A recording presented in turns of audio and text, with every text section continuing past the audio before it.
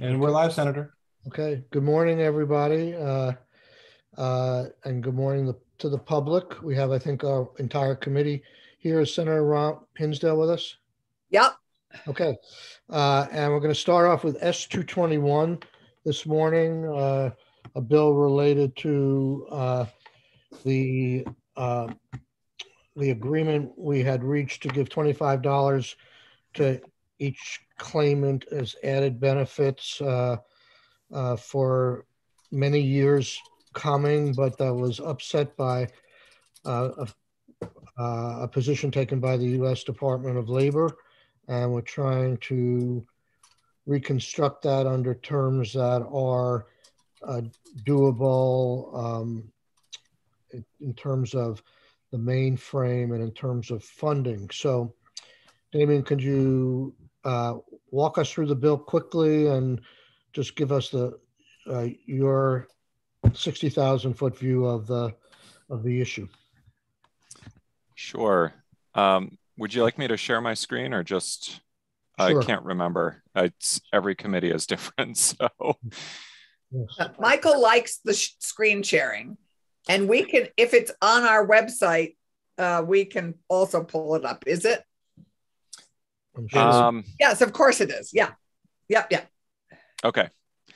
So this is S-221. For the record, I'm Damian Leonard from the Office of Legislative Counsel. So Section 1 of the bill repeals or doesn't repeal, it amends the repeal of that supplemental benefit that Senator Sirotkin mentioned just a few minutes ago, so that it expired the day after it took effect. And this is a retroactive section. And so Section 2 replaces that with COVID-19 supplemental benefit that would begin on July 1. Under the current text of the bill, it would provide an additional $25 supplemental benefit each week in addition to regular UI benefits. And the benefits would be provided through the UI Supplemental Benefits Special Fund. And this addresses the issue that USDOL had with the prior benefit. So there's a separate funding stream. So this can be paid out as a supplemental benefit separate from the regular UI weekly benefits and all of the calculations and other things that have to occur with those. Section 3 just sets up the special fund. Section 4 appropriates $7.8 million from the ARPA funds to that special fund. That amount should be revisited. That was an estimate from Joyce Manchester last year on the cost of those benefits, and that should probably be updated and may need to be adjusted to include administrative dollars too. So this was just based on the benefit amount. Section 5 would repeal the supplemental benefit and the special fund on July 1, 2024. That date was set up in the bill here, but that date could obviously change. We have until December 31st, 2026 to spend ARPA funds. The one caveat is that expenditures need to be related to the negative economic impacts of COVID-19. And so we need to be able to tie that in. Households that are unemployed are presumed to be experiencing a negative economic impact from COVID-19. So Section 6 would amend 21 VSA 1338 to create a future increase in unemployment benefits. And so this would take the regular weekly benefit and add $25 to it. And then also adjust the maximum weekly benefit so it's $25 higher than it would be under existing law. Section 7 provides for a requirement that the mainframe code be modified in time to implement that benefit in July of 2024. And this is, again, something you'll want to discuss with the department. There's also an IT modernization project ongoing. But this language in 221 was drafted with the idea that this would give 2 years to develop a solution to modify the mainframe code, and do so in a manner that minimizes risk to the operation of the mainframe and the actual unemployment insurance program itself. It requires 2 interim reports from the Commissioner of Labor on the progress on making those modifications, and the timeline for finishing development and any potential risks related to that process, and requires the legislative IT consultant to review that report and give their own separate opinion a month after the report is submitted each year. And then the effective dates for the bill, the retroactive effective date takes effect last October, and then the supplemental benefit would take effect on July 1 and apply to benefit weeks that begin after that date. And then the special fund, the appropriations, and the sunset would all take effect on July 1. And then the increase in benefit amounts would take effect in July 1, 2024 and apply to benefit weeks beginning after that date. And then the reports requirement takes effect on passage. I may have missed something on number 6 there. Could you just pull that up again? Sure. The 6 is the increase in the weekly benefit amount. So that's the semi-permanent increase with the sunset after a fixed dollar amount has been spent. And that would take effect in 2 years on July 1, 2024.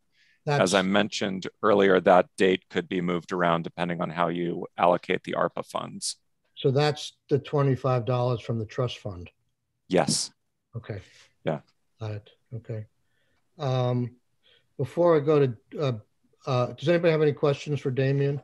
We've been through this once before. We've been through it a lot last year. I just want to, I don't have everybody. Let me see who else is here. Yes, the commissioner is here.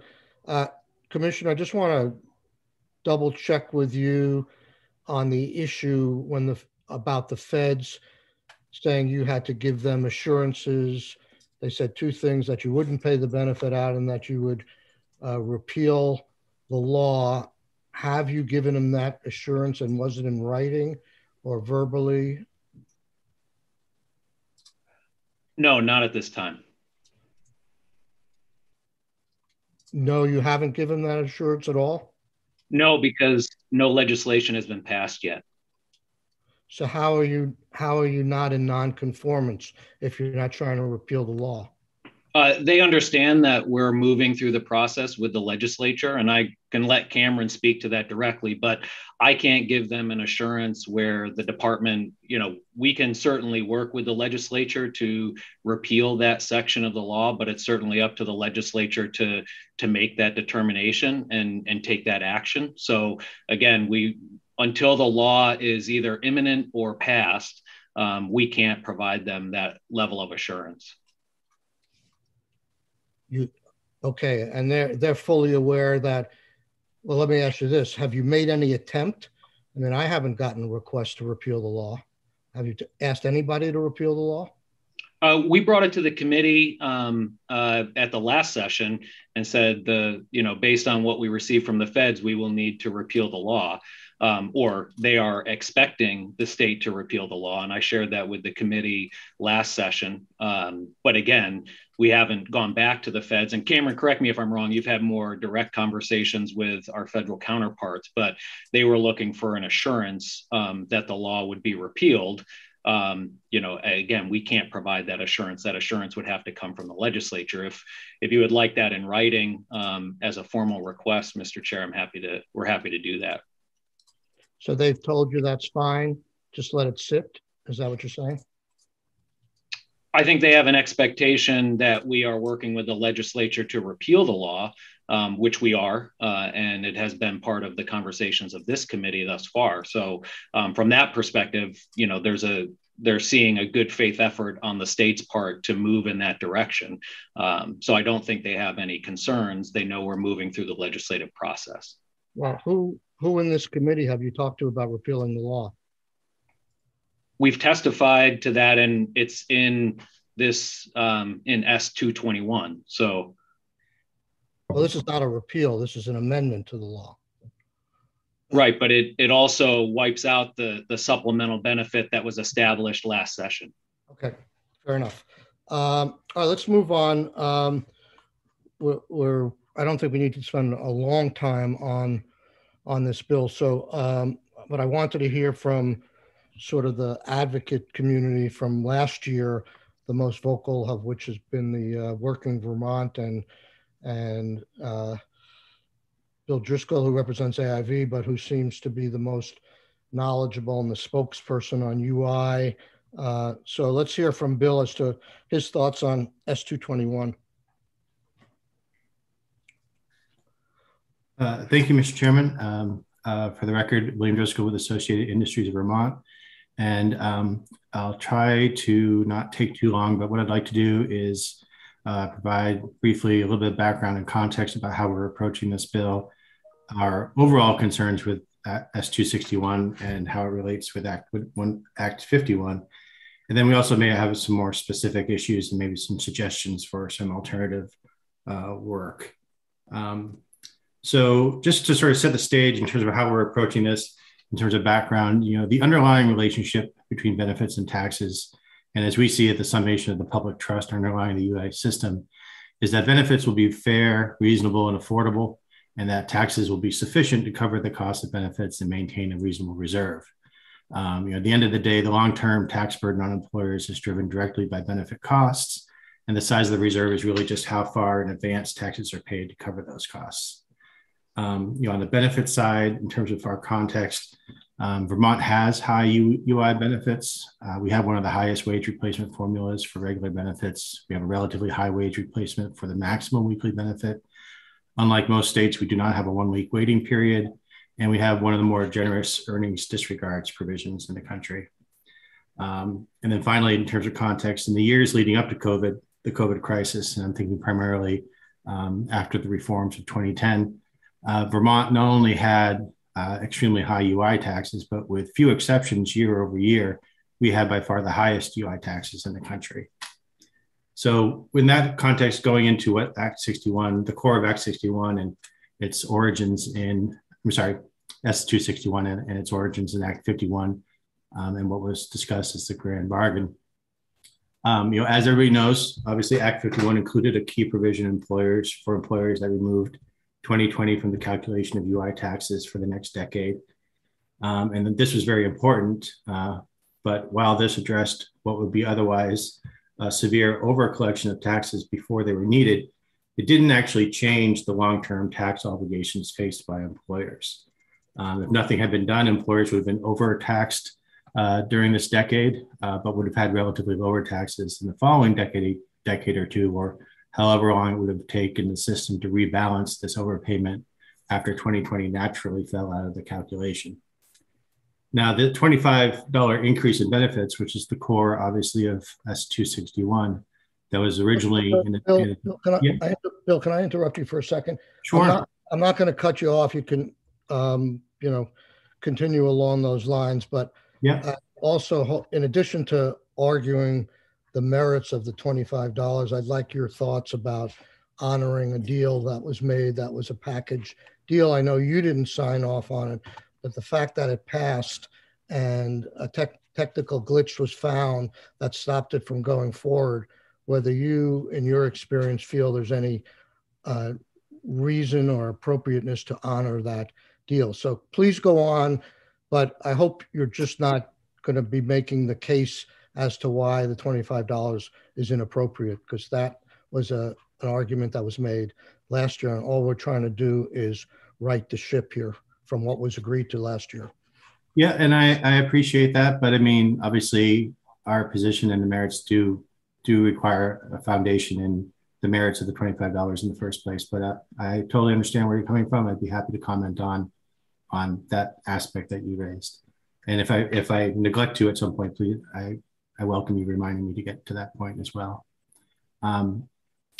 So again, the $25 increase that, again, this bill is trying to continue from Act 51, it was justified in large part because of the provision removing the 2020 from the tax calculations. And this is often characterized as a continuation of the grand bargain from 2010, characterized as requiring shared pain and gain in terms of changes in taxes and benefits. But we would submit that Act 51 and now S261, by trying to restore that provision in Act 51, doesn't actually follow this characterization of the grand bargain.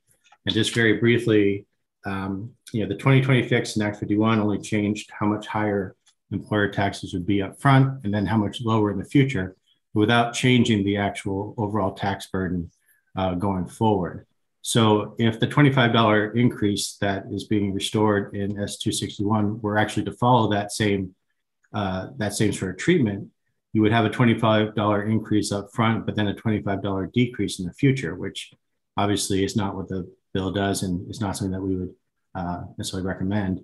And moreover, the grand bargain in 2010 included increases in taxes and temporary reductions or freezes in benefits to refill the trust fund.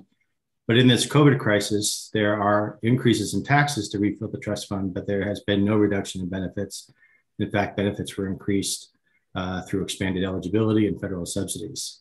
So at its core, whether it's in both now in S261 in terms of restoring Act 51 and originally in that bill last year, we do oppose the $25 increase originally in Act 51 and now in S261 because Vermont benefits are already high in overall wage replacement, UI taxes are already high in overall payroll, and the benefit increase will increase taxes even further over the coming years.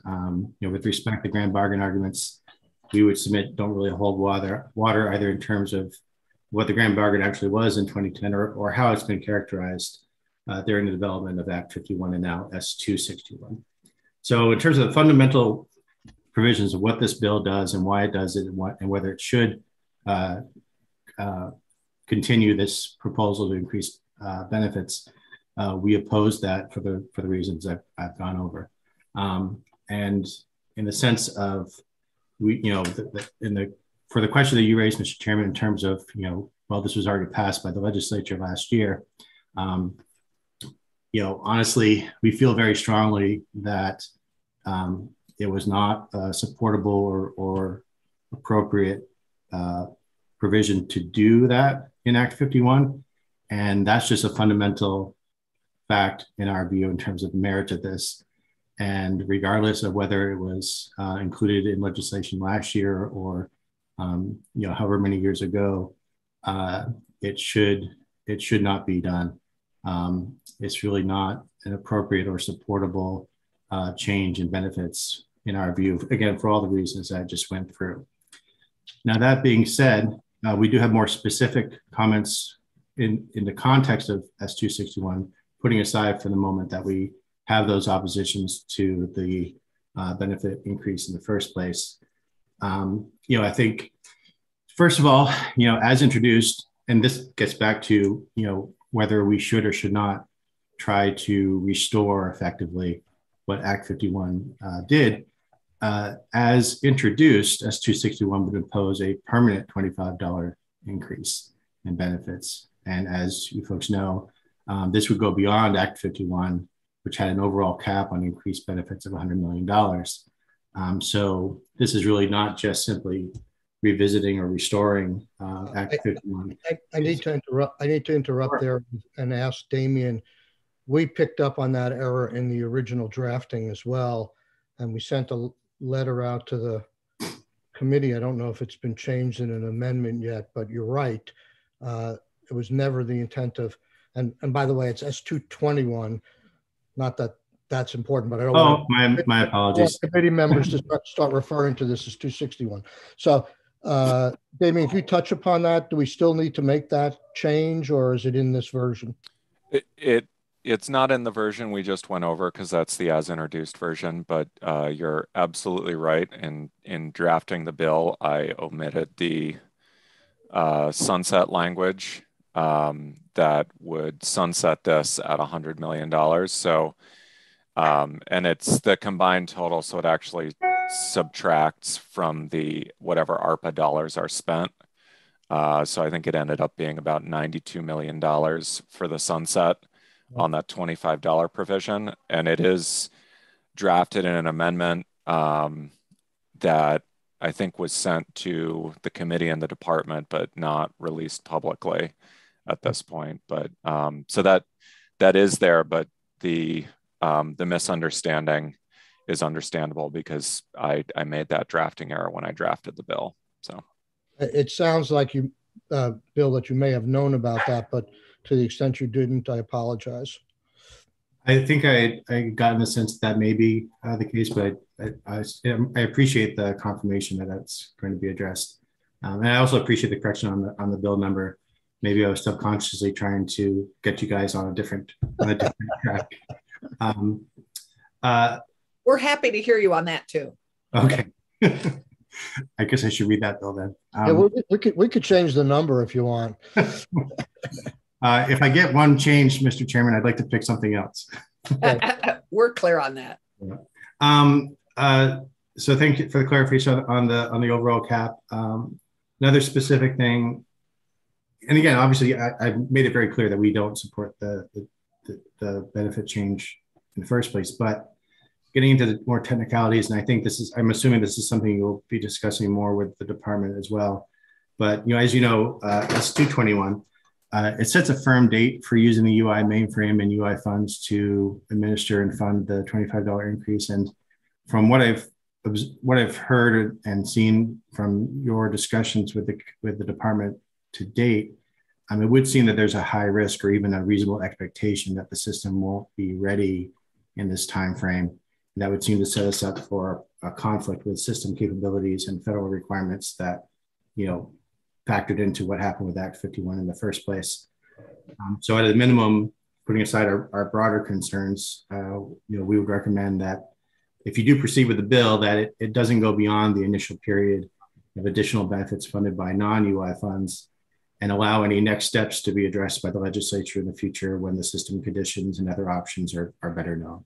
I think that's a good point, and I think there will be some sort of amendment to give the legislature or the department some flexibility if we find ourselves unable to meet that deadline. So, point well taken. All right, and then this finally, with regard to the use of ARPA funds, although the use of non-UI funds for the initial benefit increase does partially address concerns about the increase's impact on the fund and tax burdens, it does also kind of highlight the question as to whether there might be better needs to consider addressing rather than increasing UI benefits. Again, in the context of everything I've laid out already, in our view, what we offer for consideration is, rather than adding $25 to UI benefits that, arguably don't really need it, given where those benefits already are, even in the short term, and certainly not beyond the impact of COVID. It could be more productive and helpful to further consider what, if anything, could reasonably and effectively be done to address, perhaps short-time leave issues that I know this committee has heard from associated with COVID, or other, there are, as you folks are well aware, and you've heard from quite a few folks, there are other economic issues for employees and employers associated with the lingering impacts of COVID, and that might be more effective, more helpful overall to be focusing attention and funding toward from whatever sources, rather than this $25 increase in benefits. And I'm certainly not trying to suggest, as you also kind of heard and discussed amongst yourselves, that, for example, addressing those short-term leave or support, the wage replacement. Yeah, that's certainly not at all a easy or simple thing to do, but it is definitely an issue that deserves consideration and trying to think through if there is something both practical and affordable that could actually be done. And again, this respectfully suggest that might be a better focus of attention than what's addressed in this bill. So the last comment in addition to honoring the agreement made last year, the problem with your suggestion, it might work in other circumstances, but the primary funding source of this help to workers is the UI Trust Fund, and that's very limited in what it can be used for. So to give workers a comparable amount of assistance and not use the UI Trust Fund would require going to ARPA or the general fund, and that puts that immediately in conflict with other demands. Yes. Anyhow, that's pretty obvious, and we do need to move on. So unless you want to say something more, I'd like to move on to David Mickenberg, and I thank you very much for being here, Bill. May I just ask a question of Bill? Yes, I'm sorry. Yes, questions from committee. Sorry. Keisha, did you have one too? I did, yeah, but you can go. Okay, mine is really a request Sure. we are very interested in solving all these issues. So the wage replacement issue is big. If you have ideas, Bill Driscoll, about what, other than the UI Trust Fund, an appropriate aspect to tag it onto, I think we'd appreciate hearing your thoughts on that, because we are very keen on that. And it is how we incent employers to honor that, how we might compensate employers for doing that. How do we do that is, I think, our question, and we would love your input on it. Yeah, I'd be happy. I don't need to tell you how complicated and challenging that is, but be happy to try to give some thought. That's why we're looking for solutions anywhere we can get them. So we would love your thoughts on that. Yeah, and to be clear, speaking to the chairman's very good point, when I talking about this, I'm really kind of focusing on the fact that you're contemplating using some non-UI funds for something in this bill, and that's really where I was coming from. Obviously, UI funds really aren't appropriate, or by the feds, not really available for addressing this issue. Got it. Yeah, great. Thank you. Sorry, Keisha. No, it's okay. I'm just listening to this in the larger context that I hope either you or the commissioner can address, of the settled lawsuit with Vermont Legal Aid, and clearing the backlog of people who have not been able to access unemployment because instead of their 30-day legal time frame for a hearing, it's taken 6 months or longer. As I think about generally getting people unemployment benefits and what the amount is, I think about a lot of people who've been waiting a long time for hearings and appeals. And I wonder how, with the settled lawsuit, you all are moving forward. So I apologize, Senator, is that a question for me, or? Oh, I think it's for Commissioner Harrington. Thank you. For the record, Michael Harrington, Commissioner, Department of Labor. I may ask Cameron Wood, our Director of UI, to jump in. I know he was heavily involved in the negotiation that the Attorney General's office had with Legal Aid, and also what our projected timeline looks like. As you know, these are individuals that have moved through the eligibility process. They received an initial determination from the department and decided to appeal those determinations, which then flows into our appeals unit. Much higher level of critique and skill needed to effectively run an appeal and provide a legal determination. And so a lot of our challenge has been around staffing, to be honest. Getting positions, 2, filling those positions, and 3, retaining individuals in those positions. It has taken us an extremely long time to find qualified candidates and that stick around. So our biggest challenge over the past year and a half with regards to appeals has been around staffing. And it is a federal requirement that we can't use contracted staff for appeal hearings. So they have to be state staff. Cameron, do you want to speak specifically to the settlement, the interim settlement? Sure. Quickly, for the record, my name is Cameron Wood. I'm the Unemployment Insurance Director for the Department of Labor. I'll try to be a little brief. We worked with the Attorney General's office and with legal aid to come to an agreement to be able to provide them with ongoing information about the work that the department continues to do to try to address this backlog. We have made significant progress over the past, 3-4 months on top of the work that was done throughout last year. Keeping in mind, the workloads that we experienced throughout the pandemic, as the commissioner mentioned, the challenges that we experienced in trying to onboard additional staff. We have gone from, as the commissioner was mentioning, 3 FTEs in the ALJ unit to more than 10. I think currently right now we're at 10 or 11 FTE. And as I mentioned, we've seen a pretty significant reduction. Currently, I believe we're scheduling out around 55 to 60 days. So obviously not where we want to be, obviously not where, the statute tasks us with being, of having a hearing within 30 days. But when you think about, I think it was only 3 months ago, that was up to 90 days, over 100 days. So we've been able to bend that curve pretty steep coming down. And we'll continue to work, with the staff that we have to work through the backlog. And again, we'll continue to provide that information as part of our agreement to legal aid on a weekly basis.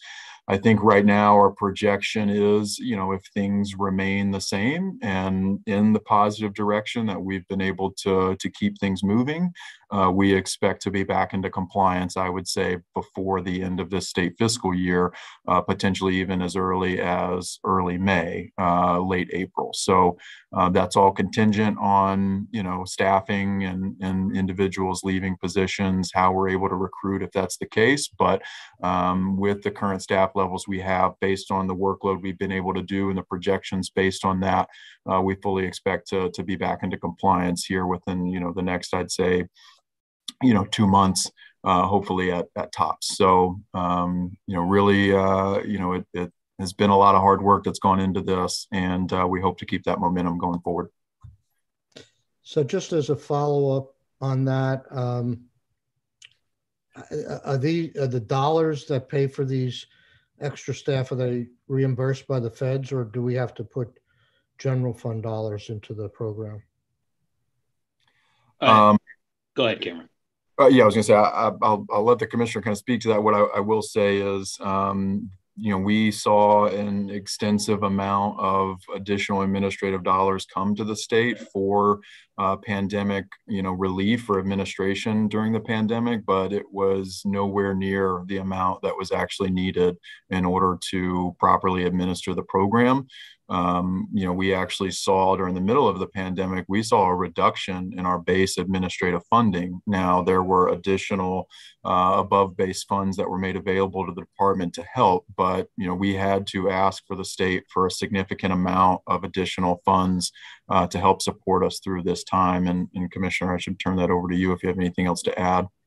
The only thing I'll add is these positions are allowed to be charged to our federal program dollars, administrative dollars. However, the feds set what our funding is at the start of the program year. And so we'll use the Fed dollars until there's no more left for the program year and switch to general fund dollars. There is a request before the legislature as part of the Budget Adjustment Act for an additional $12.8 million for the UI program for FY22. And then there's an additional general fund request for FY23. Okay, so that's what I was going to get to. So that the one for FY23 is sort of tracks what you're asking for in budget adjustment for FY22, right? It does to a degree. Part of the challenge with our federal budget is that the federal program year starts in October. So we don't actually know what our federal funding is going to be until after the fiscal year starts. Now, traditionally, we don't come back to the legislature to seek general fund dollars. At least we haven't prior to the pandemic.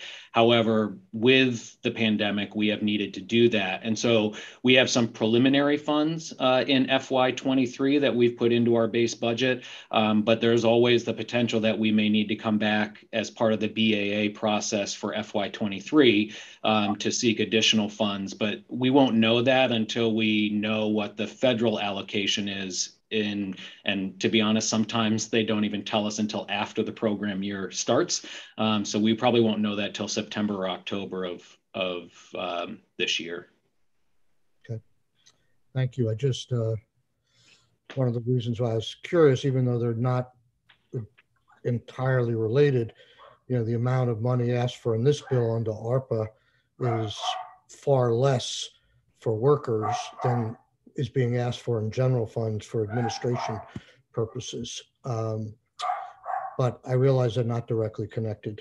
So, but it's a good segue, thank you, into if Joyce Manchester could just jump on. I see she's here. If she has any updated figures for this bill, I think it was a couple of months ago when the bill was introduced, the best guess that was that over a 2-year period, the $25 would cost about $7,800 absent administrative costs in benefits for the next 2 years. And if I didn't get that specific request to you, Joyce, I apologize, but if you have that, a new number, that'd be great. Thank you very much. Good morning. For the record, I'm Joyce Manchester from the Joint Fiscal Office. So I do have some slides, and maybe I should share my screen quickly just to talk about this specific matter.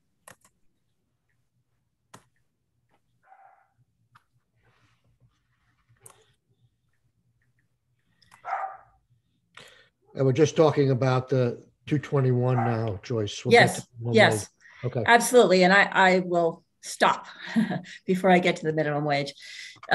So let me go to this part talking about the extra benefit of $25 a week.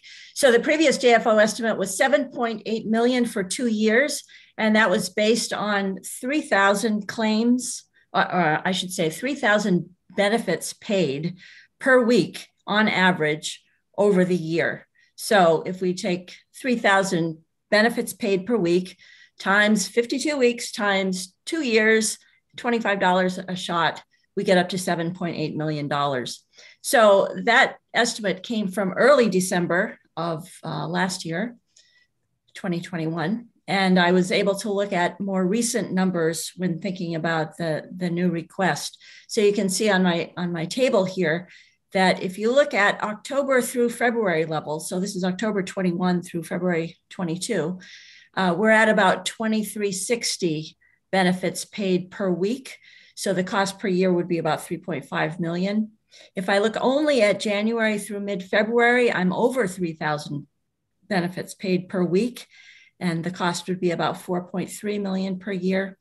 If I look back to January through mid-February of 2020, which remember was just before the pandemic hit, at that time, the number of benefits paid per week was 5,000. So that would be a significantly higher cost at about 6.5 million. So this is all to say, this is quite a challenge to be forecasting the number of the number of benefits paid per week, starting in July and reaching out for 4 years. So in order to get my head in gear, I looked at some of the forecast numbers from Tom Cavett and Jeff Carr. So this is the consensus that was presented to the legislature in January. So for 2022, they're projecting an unemployment rate in Vermont of 2.2%, increasing slightly over the next few years. So 2.3% rising to 2.6%, and then 2.7%. So a little bit of an increase in the unemployment rate. GDP growth, on the other hand, is expected to slow down a bit from 4.2% this year down to 2.6% or thereabouts in 2025. So we have to think about the overall economy, what's happening to jobs, demand for workers and so forth. But the other side of the coin is the labor supply issue. And that's another challenge because, of course, labor supply, the number of people available to work or actively working, has dropped quite significantly since 2019 because of the pandemic, but also because of the aging of the population in Vermont. So you can see in my lower table here that in 2019, our labor force, that includes people actively working as well as those who are looking for work. So it was about 344,500. It dropped to about 318,000 in 2020, and it's stuck right around 318,000 in 2021. And we're not seeing much of a recovery so far in 2022. So this means that there are people out there who are not looking for work at this time, who may come back into the labor force once the COVID pandemic has calmed down. If they do, there may be increases in the number unemployed because, of course, some of those won't have a job to hop into immediately. So there are these offsetting forces that will be happening over the next few years. And because of that, I am not comfortable changing the estimate. This is just a picture to show you the number of UI benefit payments per week. So you can see 2021, the early weeks and early months were very high, almost up at 25,000 for a bit. They dropped below 3,000. The black solid line down near the bottom there is the 3,000 line. They dropped below 3,000 during the fall, but as you can see in the orange line, in 2022, they've risen above 3,000 and seem to be on the uptake right now. So I would feel most comfortable staying with 3,000 unemployment insurance benefits per week going forward. That means that the annual cost is still 3.9 million. The 4-year cost would be 15.6 million. And I am happy to hear pushback or comments or the point of view of the Department of Labor, if that's appropriate.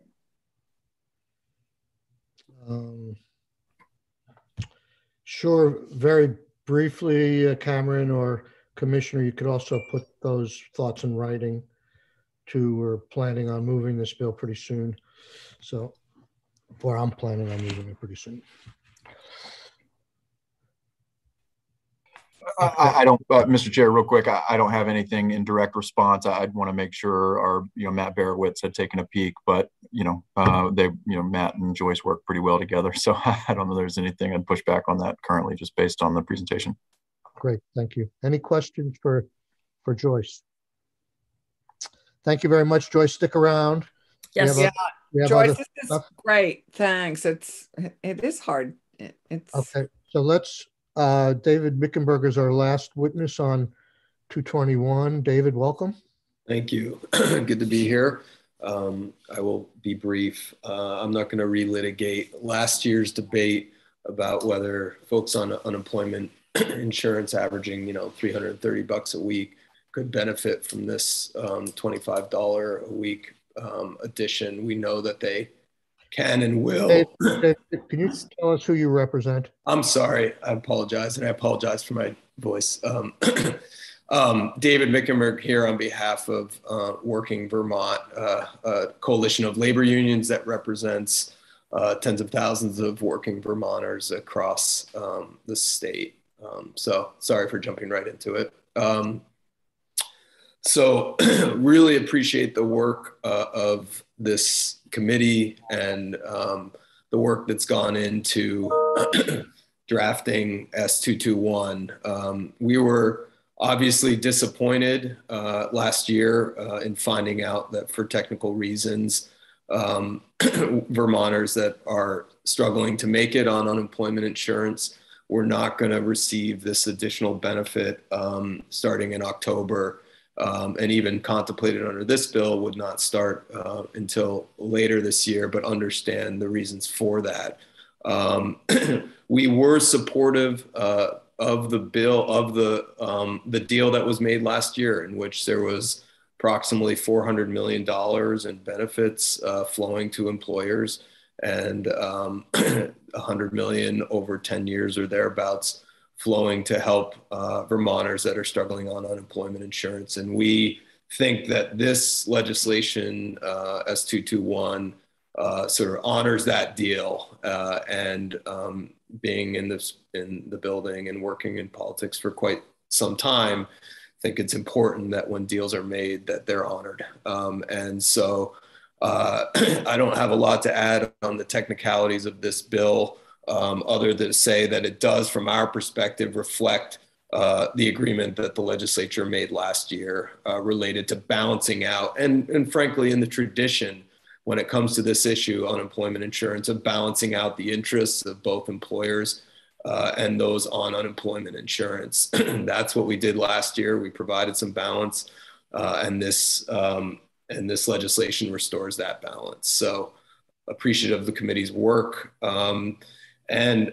one thing I will apologize. One thing I will say is that in terms of the mainframe, which seems to be the source of many problems associated with this issue, we would hope that given the millions of dollars that are going into fixing those mainframe problems and updating them, that the ability for the mainframe to deliver benefits like this and to be flexible for the future. Maybe the legislature revisits whether or not we want to have additional benefits. We would hope that there is some prioritization by the department to address the technicalities associated with how we deliver benefits and whether we can deliver more benefits. It feels painful to be hamstrung to the extent we are, and I acknowledge that we are, by the technology. So as we move forward, and this bill contemplates moving forward at addressing those mainframe concerns, I would hope that there is some prioritization, or at least thought or interest on the department's part, on the legislature's part, in prioritizing the updates that will in fact allow the legislature to have some flexibility as it pertains to benefits. So that would nothing specific to this legislation, but that's just a general request. So Thank you, David. Does anybody have any questions for David? I hope you feel better. Thanks. Yeah. Okay. Anything, Damien, do you have anything you want to add before we move on to minimum wage? No, I don't have anything to add. Okay, so we'll have to make that technical fix on the max, and also some flexible language of where we are in 2 years. Okay, thank you all very much. And let's move on to minimum wage. We'll go back to, well, let's see what time it is. You know, maybe why don't we take it's 5 of 10. All right, we're going to plow on, get through minimum wage, then we'll take a 15-minute break. Let's go back to Damien. Can you talk to us about S52 and just walk us through it real quick? I know we've done it once, but set the stage for witnesses. Absolutely. So there we go. So very simply, S52 would amend the minimum wage. It begins starting next January. As proposed, S52 would bring us up to $15 by 2025, going to $13.35 next January, $14.15 in January 1, 24, and $15 January 1, 2025. And it would just take effect in July. So there's not much to the bill. It just continues the current statutory wage increases through 2025, and then reverts us to an inflationary increase, which is set at the lesser of 5% or the increase in the CPI. And then, but it can't decrease. So Okay. So I know I'm incapable of doing this, and I don't know if you are, in terms of the history of the minimum wage bills over the last 3 or 4 years. I know we started out in the Senate at $15 by 2024. That got delayed. Then there was a negotiation with the House, and what ultimately passed was a 2-year increase. But there was it just one veto that we overrode? Is that what happened, or was there a previous veto of a minimum wage bill? That's a good question. I think there may have been a previous minimum wage bill that was vetoed. I'll have to double check. I hate to say it, but the minimum wage debate for the last several years has, it's hard to keep track of exactly what happened when, but I do know the most recent bill was vetoed, and that veto was overridden for the 2-year increase, which we had the second year of that increase this January. I mean, would you be able to, I hope it's not a large task, but just do a half pager on the chronology of the proposals, both in the House and the Senate, and what happened to them and where we are now, so we could have the history on paper in front of us? Sure. For next week. For next week sometime is fine. Of course, how far back do you want me to go? Just the last 2 or 3 bienniums, or?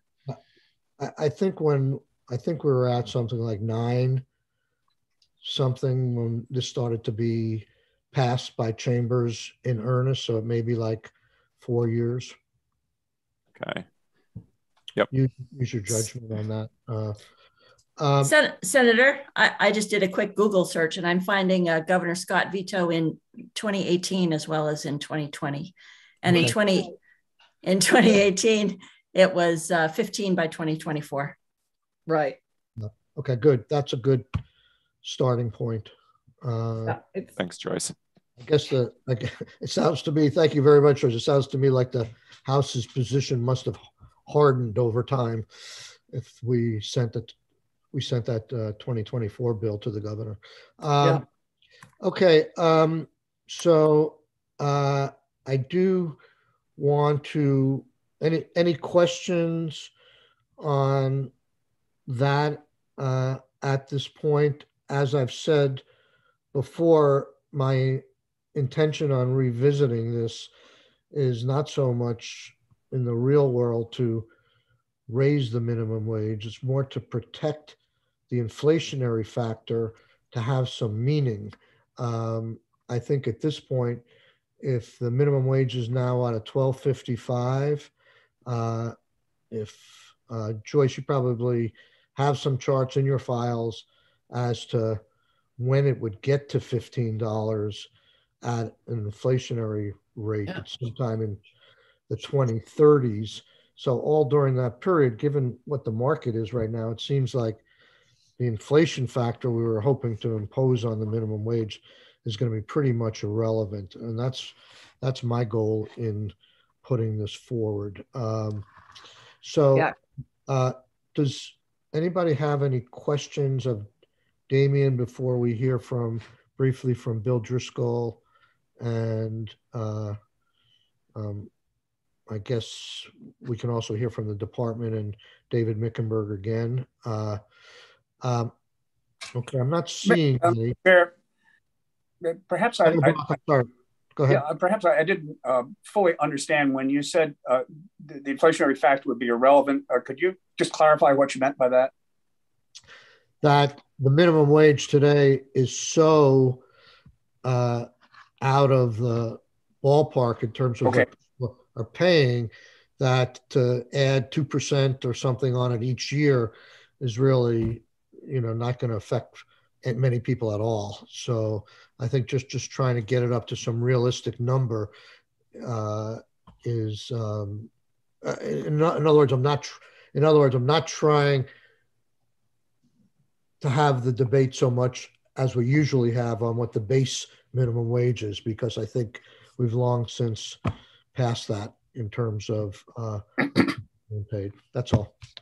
Okay, understand. Yeah. Okay. So let's move on to Bill. If you're with us, I know you're probably not. I mean, if we're going to give this, and people want to testify, they're certainly welcome to. But you're not in the same situation with this bill as you are with the UI. You're not necessarily the spokesman for all of the business community on this one, but you probably know all the arguments, and we understand you're pretty articulate. So if you have any things you want to say about this, tell us now. I appreciate it. I appreciate that, Mr. Chairman. And yes, I think I'd like to maybe just flag some issues for you folks to consider going forward. And I would start out, yes, kind of as you intimated there, I would certainly encourage you folks to hear from other sectors that are more directly impacted by the minimum wage. It does have an impact for manufacturers insofar as, there are some jobs, certainly some entry-level jobs that might start around the range of minimum wage, just generically speaking, before they move back up to prevailing wages in manufacturing is obviously much above the minimum wage. But that competition for entry and initial employees can be a factor if other sectors have sort of wages that are artificially pushed up to be comparable to what would naturally be offered in manufacturing. So it is an issue there. In terms of things, I think I would encourage folks to consider, I guess I have not seen or been convinced to date that there is sort of evidence or argument that the natural sort of market, if you will, dynamics that set wages between employers seeking employment and folks looking for jobs, that sort of balance that gets set there in Vermont. I don't see how the outcomes of that require increasing the floor that we already have in current law with the minimum wage to produce some necessary effect. So I'm not sure there's a argument why it needs to be higher than it is now, given just the way wages are kind of set in the current job market. But more specifically, I think this might speak to how you're reacting to the current job market, and I think things to consider. I can only address this just as sort of anecdotal understanding, and I think sort of a general understanding. I think hearing from economists and others, and maybe folks more directly familiar with these sort of circumstances that can walk through it with you. My general sense is, quite a few employers in this extremely tight job market, as folks are aware of, and the extreme difficulty that a wide range of employers have had to try to get anybody in and stay in a job. I think it's a fair argument that employers are overextending or extending beyond where they would otherwise be comfortable affording with the wages that they're offering now and the entry-level wages that they're offering now. And to the extent that that's happening, and to the extent that that's the case, that means that those employers are making trade-offs because money comes from somewhere. So they are either employing fewer people overall or are foregoing capital improvements or technology improvements or other things that they would otherwise need to do to keep the overall business and the employment thriving and going forward. So to the extent that that's happening now, to the extent that sort of current prevailing wages, as it were, in a general sense, not obviously the legal sense of prevailing wages. If employers are straining now and making trade-offs, and if the response here is to try to push the current law minimum wage up to or even beyond sort of where that balance is being set now, you will effectively be locking in that, for lack of a better way of putting it, overextension or strain or trade-offs that are the result of what's going on right now. And I think that could prolong and exacerbate some of the negative trade-offs that come with pushing up wages through legislation. So again, I can't give you a thorough analysis of the extent and nature of that problem, but I think it's a real issue that the committee ought to consider and hopefully get testimony to kind of address. And and then of course there's always the issue, and this has come up, frankly, this has actually come up again. I can speak to it anecdotally, but you can also get more information that, you definitely hear of folks, of employers in this environment, offering, higher wages or running into that. And, this old, it's not a new issue for this area or for you folks, but the whole benefit cliff issues and how, pushing up wages triggers all sorts of those cascading or unintended impacts. I just, again, would encourage folks to hear from people who can talk about that more expertly than I can. Can I ask you a general question? So I think there's a lot of information out there about how income inequality has grown over the last few decades, and people's wages have been stagnant or gone up a little bit. But given what's going on now, we see everybody offering incentives and higher wages and stuff like that. If the economy turns around, have we ever seen where wages actually go back down? I can see how they stagnate and stay there, but it doesn't seem like, for whatever reason, psychological or otherwise, the economy or the macro negotiations that go on between employers and employees ever result in a reduction in wages. They may stay flat. Is there a period of time you could point to where wages have regressed? Yeah, so to give you a accurate and comprehensive answer that is kind of beyond I'm not that kind of an economist or have that kind of background. I would speculate that, I think it's a reasonable speculation that there may be certain circumstances, including, it depends on, our employers offering, some employers might be offering higher, much higher wages from the outset, and that's locked in. Some might be offering, what are effectively bonuses. So they might be more temporary already. Generally speaking, though, I would think the general trend would be more not that wages overall would drop, but that they wouldn't grow as quickly as they otherwise would until sort of the marketplace kind of catches up to where it would grow naturally. Right. Now, where that would interact with what you might do or not do with the minimum wage would be, depending on how high you push it and how high the different impacts of different kinds of inflation. Again, are you going to be prolonging or aggravating the, as I could kind of, for lack of a better way, putting the overextension issue and the potentially negative trade-offs for a longer period of time than would otherwise be the case. Or when wages were cut during the Great Recession. Most of us who served there were businesses, academic institutions all over the state that took wage cuts during the recession and that were not restored or restored only from that point. And so that's the last time I remember a widespread, some of it was voluntary, some of it wasn't, and then rebasing on that lower wage. I think, if assuming that anecdotal information is accurate, I think the question needs to be more targeted specifically to the lowest wage earners, and whether, a fast food joint, went from paying, $10 and said, okay, now we're hurting, so we're going to cut all our entry-level employees down to $8. I just don't think that I don't think that happened. So, I don't think that happens either. In the law, let them not go below the minimum wage.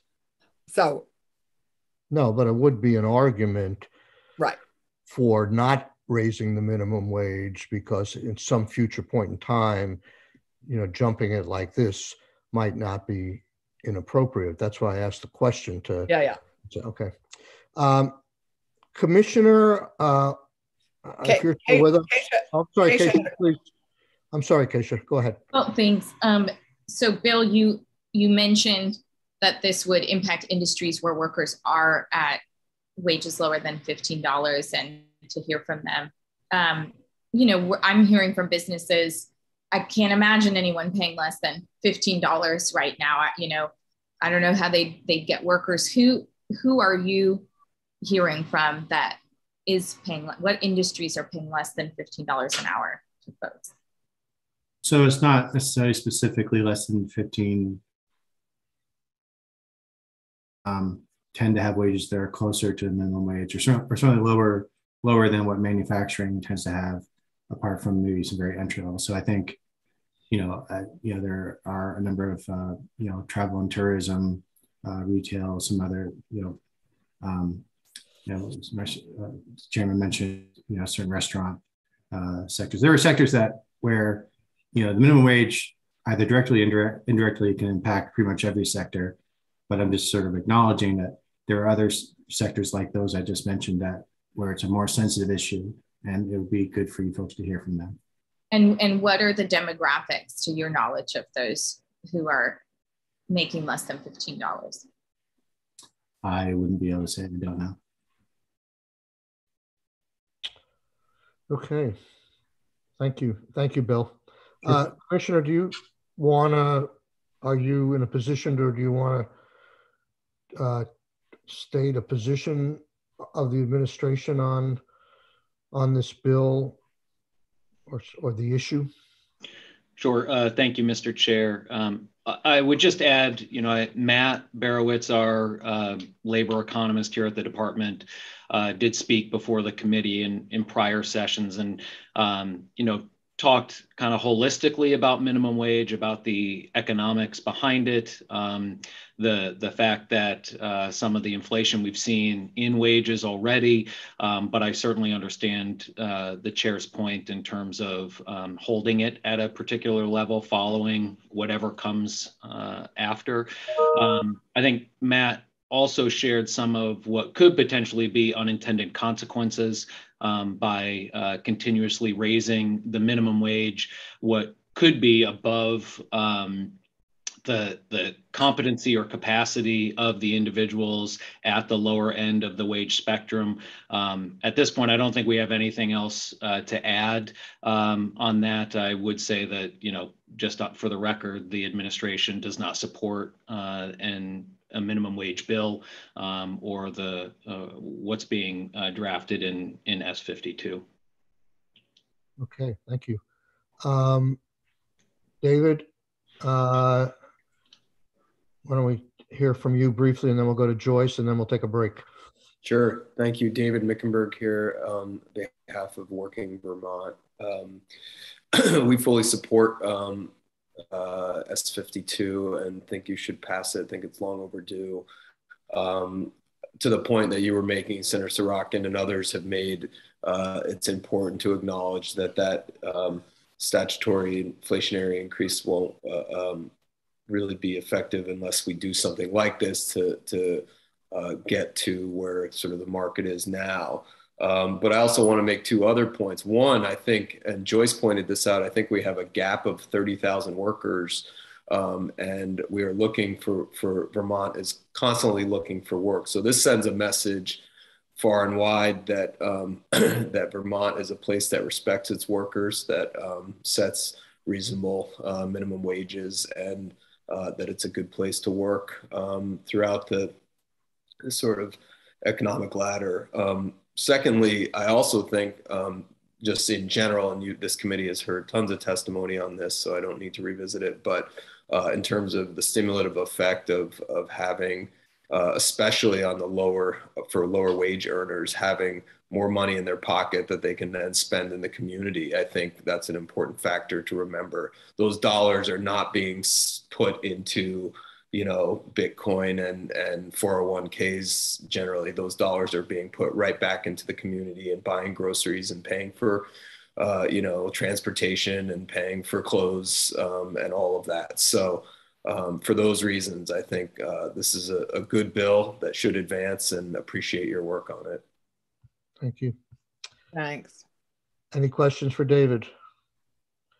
Okay, Joyce, how are you? Okay, welcome back. Thank you very much. I will turn to my slides again and share those. Yeah, and for everybody, her slides are up on our website. And we saw this chart before, which is really supports the resetting the foundation. Oh boy, I started at the beginning again. All right, here we go.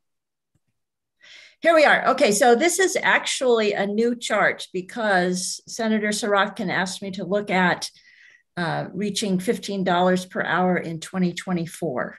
So right. This is now the new path that goes from $12.55 this year to $13.75 next year in 2023, and then $15 in 2024. So it's just a more rapid climb up to $15 an hour.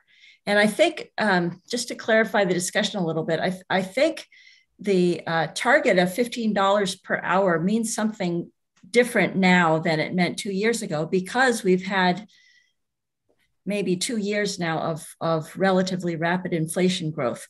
So what I think you should be thinking about in your mind is what's the value of the minimum wage in terms of purchasing power. And that means you have to adjust for inflation. Now, at the same time, I will say, don't forget that under current law, the current minimum wage, $12.55 an hour, will adjust with inflation, with a lag, of course, because it looks back to 12 months of inflation that ended August of is that right? Yeah, August of 2022. So each January going forward, it will be adjusted looking back 12 months ending in August. But nevertheless, it will keep up with inflation. So the purchasing power of the minimum wage should be maintained over time. There was a question earlier from Senator Sorokin about when, under the current law, we would reach $15 an hour. And you can see under Path A, current law, that based on today's projections of inflation, the current minimum wage would reach $14.95, almost $15 an hour in 2028, and would rise further going forward.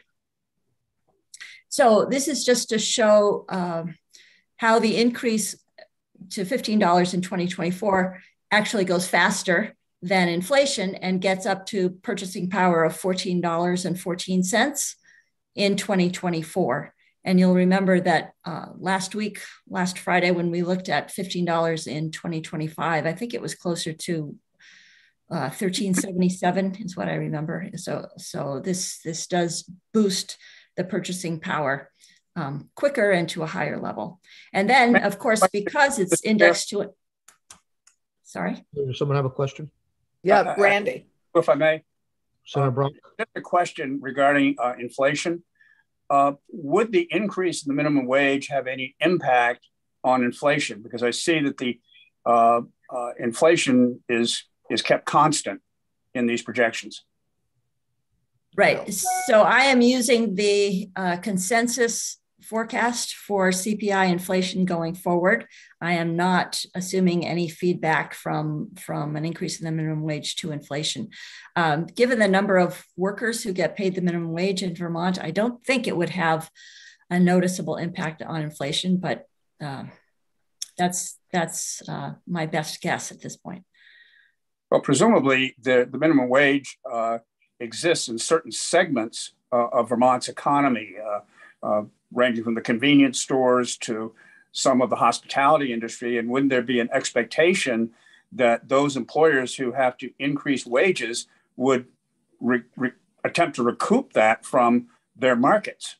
Yes, Senator Brock, you're absolutely right. I think what matters is the market pressures on wages at the low end versus the minimum wage that is rising according to statute. So you're absolutely right. If the minimum wage went far above what the market was willing to pay for entry workers and workers in retail and so forth and so on, then yes, there could be effects, especially in the food industry, restaurants and so forth, retail, places that pay the minimum wage would want to recoup some of those higher costs by raising their prices. There have been good economic studies that show, yes, you can see some effect of increasing the minimum wage on those specific industries. But again, it depends on the balance between market determined wages and the by law minimum wage. Would there be any disproportionate effect on inflation in certain businesses with respect to how they interact with lower income people? For example, people at a low income may buy a disproportionate amount or spend a disproportionate amount of their salary in certain areas that might be more subject to minimum wage increases. At least I'm just postulating that. Does that make sense? So I'm trying to think of specific I'm thinking of convenience examples. stores. I'm thinking of bottle redemption operations. Those kinds of industries that may well employ more lower income people. Sure. So I think I mentioned just a minute ago that the studies have shown that, yes, in the fast food industry, for example, you can see effects of increases in minimum wage on prices charged for that fast food, because of course the business owners have to cover their costs. So there could be specific industry effects flowing from an increase in the minimum wage to inflation in those industries. But again, it depends on that balance between the starting wage or the minimum wage that would be paid by the business in the absence of the minimum wage that's set by law. May I ask a question, Joyce? Sure. Yeah, thanks, Michael. I'm just curious, in your other chart, I feel like as we adjusted for inflation, the buying power rose every year. And here, the buying power just stays stagnant. You know, your adjusted for inflation column just stays stagnant yes. from 2024 up. And I'm just curious why that is, with inflation increasing at a modest amount, why it doesn't go up. Yes, thank you. That's an astute question. And I noticed after the fact last week that my buying power, my inflation adjusted values were changing a little bit. And of course, what happens is that I'm using rounded inflation values, right? They are 3.1%, 2.9%. And over time, those inflationary increases will accumulate on top of each other, and slowly you get a wobble in the buying power. So in order to sort of take care of that, I have artificially locked 1255 at 1255, and I've artificially locked 1414 at 1414. So over time, those inflationary bobbles should work themselves out. Of course, there would be a lag, and I'm not able to illustrate the lag here because I'm using annual data when in fact the inflation adjustment is a little bit lagged. But yes, very astute question. But in fact, over time, those little wobbles should work themselves out. Thanks. Okay. And any other slides? Do we get any? Yeah, there are more slides. More slides. Okay. So I was going to talk a little bit about the previous analysis that we did of the increase in the minimum wage, just to remind everybody what would be coming if I were asked to do an analysis. Is that helpful? Yes. Okay. So this table comes from the analysis that we did on S23 back in 2019 when we were getting ready, when you all were getting ready to vote on S23 in 2020. So you can see this is an old table, except that I've added a new column on the far right-hand side that says, okay, back then we were looking at 2019 dollars, and we know that inflation of some sizable amount has taken place since 2019. So if we were to translate what happened back in 2019 up to 2022 dollars, what would that look like? So here you can see that the 1255 in today's dollars is actually 1255, right? So the old chart said we were stuck at 1174. Using today's 2022 dollars, we are stuck at 1255 going forward. Okay, that's just the point of that chart. I do want to point out that what I'll be doing in lieu of running all the macro models again, what I'll be doing is comparing the inflation adjusted increase in the minimum wage going forward to the inflation adjusted increase that we've previously analyzed, right? So I don't want to think about the nominal change, the 1255 to 1375, because that's no longer relevant, right? That's $1.20 in old dollars. So I'm going to adjust that to be inflation adjusted, and then we'll be able to use the old analysis for the change in the minimum wage going forward. I hope that's clear. Sort of. Keep going. Okay. We get stuck in that, I think. Go ahead.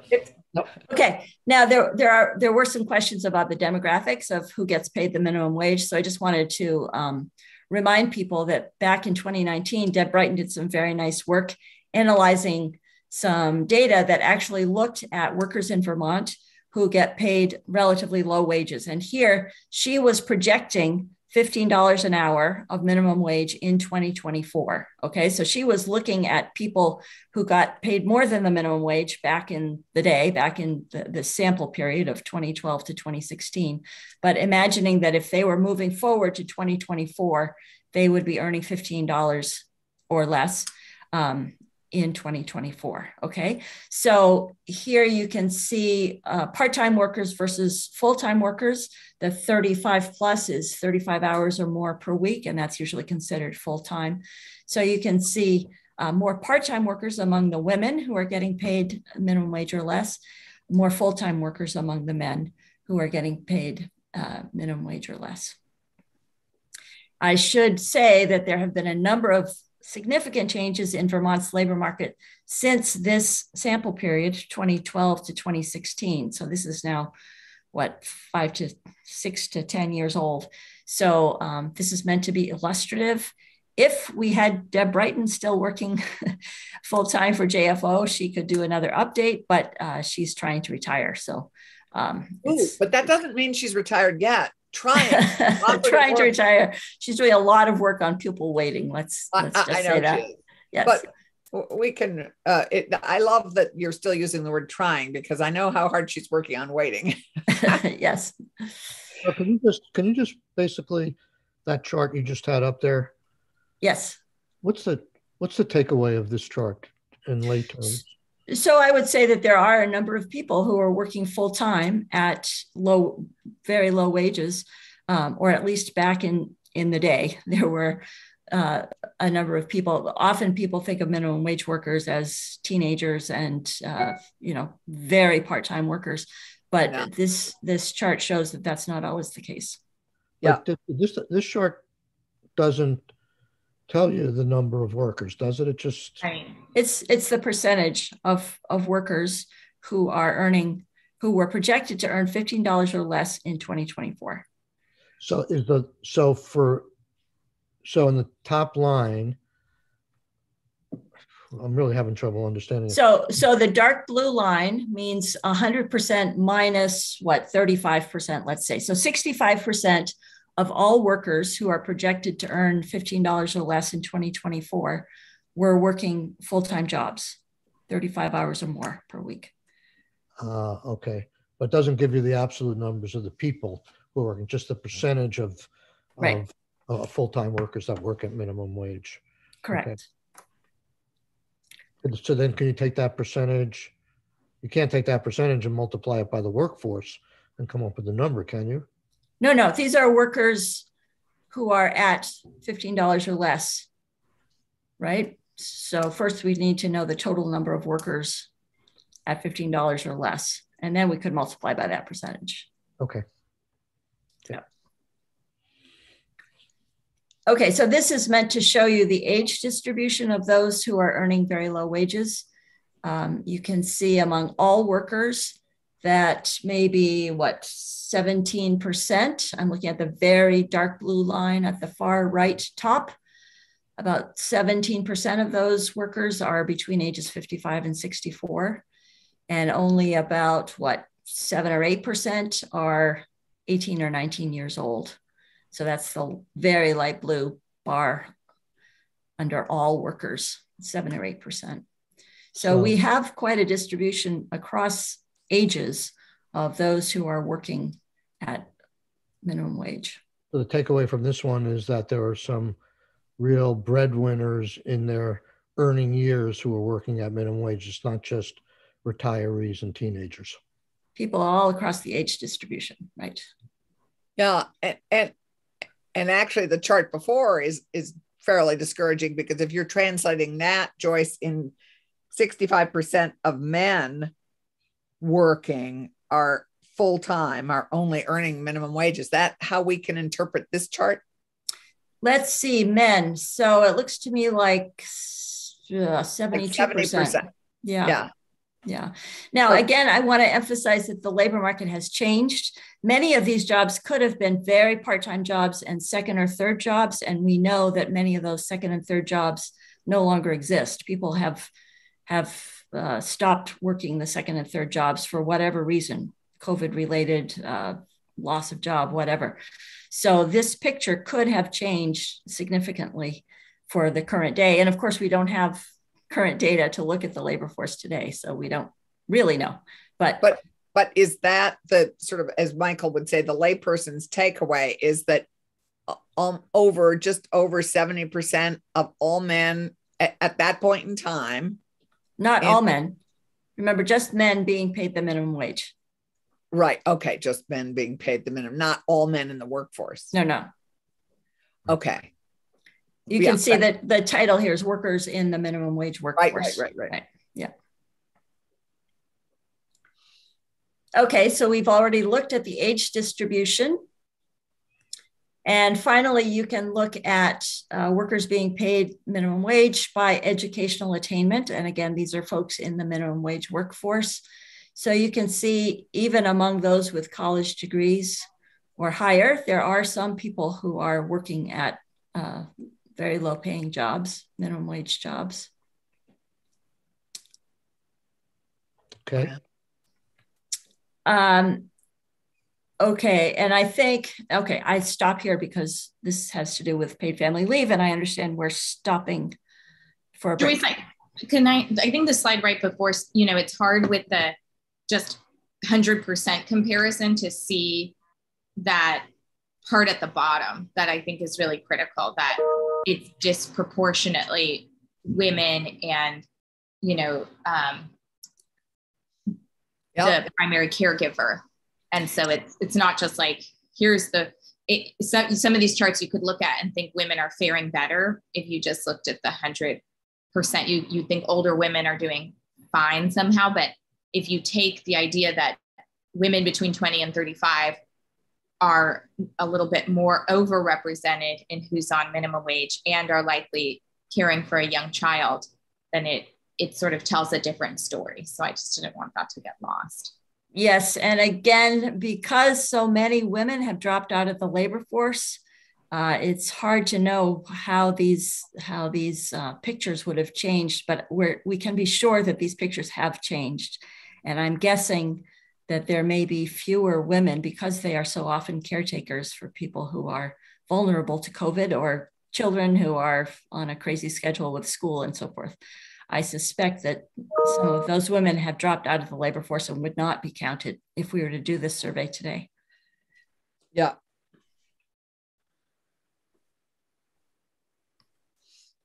Okay. Good, thank you. The next slide deals more with paid leave, as you're saying? Yes, I have a few slides on paid leave.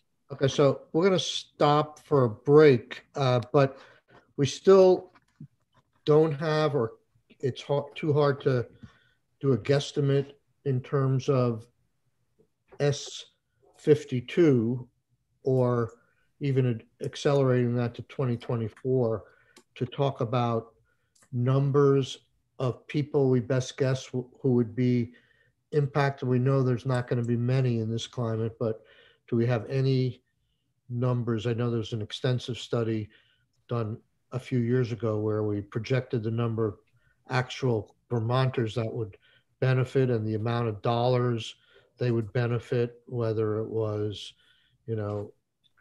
going up the full jump from the existing minimum wage to the new level, or there were people in between the old level and new level, they would get a partial increase to the new level. That's not something we can guesstimate at this point. So I'm happy to try to do a guesstimate. I would feel best if I could speak briefly with Tom Cavett before I make my guesstimates public, and I haven't been able to do that. So I can work on that during the coming week, certainly. Thank you very much. Okay, committee. Thank you, everybody, for being here. It took a little longer than I thought, but Mr. Chair. Yes, sorry, Keisha. I just really appreciate, Joyce, you sharing the demographic information. And I know this has come up before with women who are experiencing unemployment being disproportionately represented. And I know Bill has gone off video, but I just find it concerning that our, Secretary of Commerce is sort of talking about just the business side of the impact and doesn't necessarily know the demographics and information around the worker side of the impact. I think that's important to have in mind when testifying. Okay, so I just want to, you mentioned, I think Bill Driscoll as being the Secretary of Commerce. He's ready. He's ready. I don't know if that was a promotion or a demotion.